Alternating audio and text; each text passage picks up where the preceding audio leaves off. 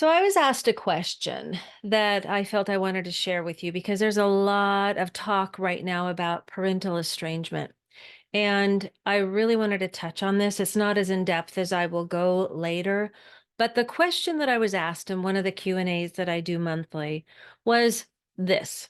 I love my daughter very much, and I will always love her. I have apologized to her and forgiven myself for lacking as a parent.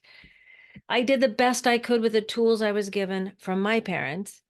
How can I let go of the relationship with my only child that does not serve me or my heart because she doesn't want to forgive me for being, in her terms, a crappy parent? Okay, so first off, you know, I shared with this person, I said, I want to say I'm so sad that you're going through this. And I understand it's so hard as a parent when our children aren't willing to see their side of things or our side of things. So this is going to be about honoring where you are at and honoring where she's at. This is one of the hardest things to do as a parent, to give that child space and not tell them what to do, how to respond, how to react. We know in our heart of hearts what we've done or not done as a parent. Some of us have made amends to our children. Some of us have forgiven ourselves. And all we can do is hold our own truth. For those that have not made amends as parents or forgiven ourselves, then that is a crucial first step before engaging with your children. We can only make amends for what we've done, not how someone else is interpreting what we have done. And that is because that is their experience. Now, if you have made amends and forgiven yourself and your child is still not wanting connection, then the next step would be to let them know you love them, that you're here for them, if they would ever like to reach out, because this is setting a boundary. You're going to be as clear as possible. So an idea to say, or something that you could say is, I love you. We're not going to say, I'm sorry you feel that way, because that is so belittling, and we've heard that ourselves. You can say, I love you. I have made amends, and I want you to know that I'm here for you. And if you want to talk about it, please reach out. I will not contact you if that is what they have asked you to do, because you want to honor what they've asked of you. I am not saying this is easy. Yet, if we have done our own work, then we have a better understanding and empathy for our child's journey. If we have not done our own work, like in the case of some people who have reached out to me, that still wanted to blame their children and not take any responsibility themselves, then that can make the whole situation worse. Because remember, in any relationship, it does take two. There's a truth to that adage that we hear. I'll tell you a story. But before I do that, I wanted to circle back and say, if you haven't made amends, a good thing to do would be to ask, how can I make amends to you? What is it you feel that you need for this relationship to work? Opening up and then being really curious about it is going to be really important for you and for them, because somehow they feel they're not being heard, or maybe you're not being heard. One of you has got to take the high road here. One of you has got to say, okay, what would it take? And then you can decide from there if you're willing to do that or not. See, it brings in choice. If we're just stubborn and saying, I don't want to do it, no, it's their fault.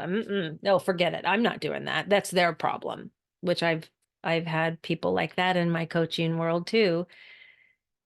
That doesn't get anywhere, and we stay bitter. If what you really want, the first thing to look at is, what do you want? What do you want this relationship to be? How do you want it to be? Then ask them how they would want it to be. And then you have a place to start. Okay. Now back to the story. If we have not done our own work, I'm going to give you an example that when people have reached out to me, I had a woman who was blaming her children for not wanting to any contact with her. And she said she didn't do anything wrong, that she was feeling like it was their current partners that were turning them against her, and all she wanted was the relationship like she had had before with her children and like she had had with her own mother. Now, in asking her questions about the relationship she felt she had before and the one with her own mother, it was shown to me that these relationships were very enmeshed and codependent. This woman thrived on her kids needing her, just like her mother had done with her. And as the kids grew up and became more independent, she felt she wasn't needed, and now she felt abandoned and desperate.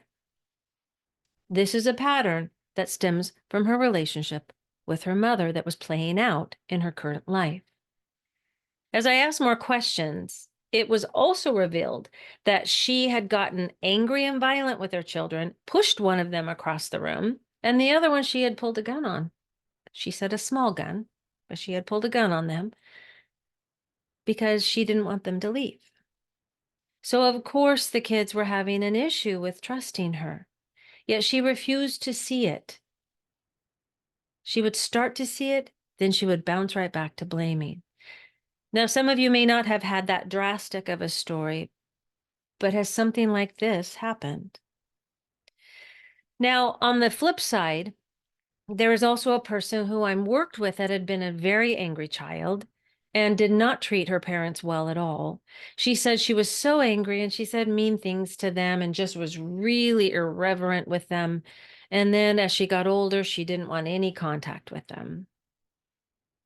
But with doing, she reached out because she was feeling like something was keeping her stuck. Something was keeping her from moving forward in her life. And she had done a lot of work on the parents, but she just felt like something else was there. In doing the forgiveness work, she was able to take responsibility for her part and make amends for her part. Her part. In the storytelling part of the forgiveness work that I do, her parents, we found out her parents were abusive to her. But that wasn't her part to own. Just her responsibilities for the things she felt she could take responsibility for. Then we did the forgiveness work around that and forgiving her parents because both of her parents had already died. Yet we still did the forgiveness work. And after doing that, she felt more free and could actually feel more love towards her parents than she was ever able to feel. So now, as parents, we've all made mistakes. Parenting doesn't come with a handbook. We've all done something wrong. And we usually parent the way we've been parented, unless we've had the opportunity and have experienced wanting to raise our children differently than we were raised. All we can do now is make those amends, listen deeply, and then say, okay, I'm here for you. Only if it's a healthy thing to do. If the kids are being abusive, that's another story we'll talk about. But then what we want to do is step back. We're going to pause. Then we're going to give this space that is really hard to give. The more you honor your kids, the more work you do around your own feelings that are coming up for you, this is going to bring the peace and the love that you are really wanting to feel. That's what most of my clients want to feel. Because I want to say here, the feelings that are coming up for you, the anger, the sadness, the grief, it's all information. Feelings are information. So if you're feeling anything coming up as you're listening to me talk about this, or as you have talked with your kids, or that you're not talking with them, but you're feeling things, it's a beautiful indicator that you have work to do. At least be willing to investigate it. Investigate the feeling or the feelings that are coming up. You do your own work. And then you set the boundary that needs to be set for yourself and for the kids. And the important part is to hold that boundary. Because what happens with boundaries is we don't follow through with them. We reach out, we'll send a text because we start to feel antsy inside and we're not honoring ourselves or them. We're not giving the space that we both probably need. That's really what we don't want. You're probably wanting a loving and healthy relationship with your children. But they have their own story, their own work to do, and that's not yours. Now, I'm not saying again that you need to put up with abuse from your children either, because some kids are really abusive to their parents.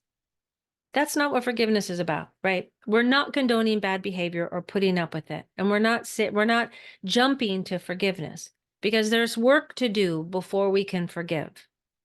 Goes back to those feelings. I was told years ago that my daughter had a God and I'm not it. That was a biggie for me. Because, see, one of my daughters was really challenging growing up, and I was carrying the guilt for not being there for her as a single mom, working a full time job, went back to school to try to get a better job, and just felt like her behavior was because of me not being there. I was taking it all on. As she got older, she refused the help that I tried to get for her. There was drug abuse, there was gangs involved, there was all sorts of things. And she kept blaming me and life for her struggles. And I fed into that guilt. And I was feeling a lot of shame. So much so that I was paying her rent before mine. I was paying her electric bill before mine. I was doing all sorts of stuff to try to rectify this relationship when I couldn't because she had her own wound. She needed to heal, and I couldn't do that for her. And that's where that comment, she has a God and I'm not it, really resonated for me. I don't know what her plan is. I don't know what she's supposed to go through. And I really can't fix anybody. That was the most powerful thing that was ever said to me. All I could do was take responsibility for my part and do the work around my stories, my feelings, my experiences from my own childhood so that I could heal my own heart and be able to show up in my life as the empowered and loving person I am meant to be. The best thing I did was set a boundary and step back and wait and go on with my life. And I hope that you can do that too. Because what ended up happening with giving that space is she came forward and we have a relationship today. It's not a relationship that I want to have exactly, but it is a relationship. We're communicating on her terms, and that's okay because I feel whole. And I want that feeling for you too. And if you want any more information around that, please reach out. My information is below. Take care.